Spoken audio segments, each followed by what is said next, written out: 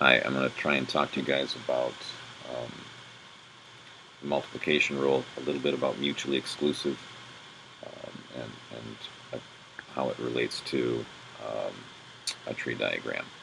So I'm doing problem number 28 on page 155. It's not possible to be somebody that has two different blood types. So you can't be A negative and B positive or whatever at the same time. So they're mutually exclusive.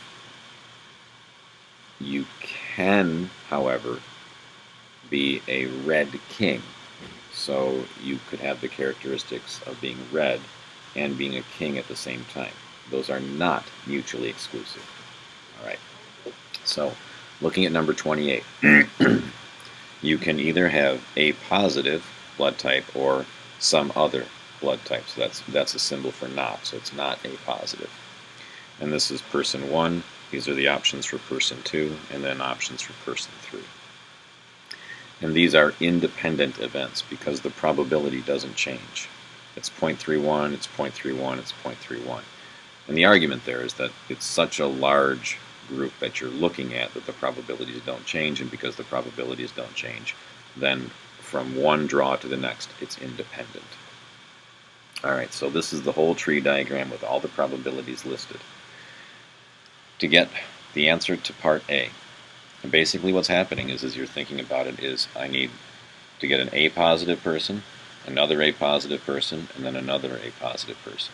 And the way that works is you get the probability of getting an A positive person multiplied by the probability of getting an A positive person given you already had an A positive person multiplied by the probability of getting an A positive person given an A positive given an A positive. And so you're just traveling down that path going 0.31 times 0.31 times 0.31. Now, the second one says the probability of none. And so you're traveling down the path of 0.69, 0.69, 0.69. That's this piece right, that's this piece right here. Now the last bit, or the part C, forgive me, it says find the probability that at least one of the three has A positive blood type. Well, if I'm looking at the tree diagram, this group has at least one, this has at least one, has at least one, has at least one, has at least one, has at least one, has at least one. But this last path is the only path that doesn't have at least one. So what we're going to do to make our computations quick is we're going to use the idea of the complement. And since probabilities all add up to 1, looking at letter C, we're going to do 1 minus the 0.69 times 0.69 times 0.69, and that'll give you that probability. The last piece asks, which of the events can be considered unusual?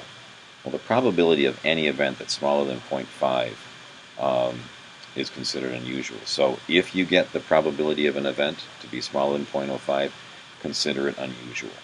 That's it.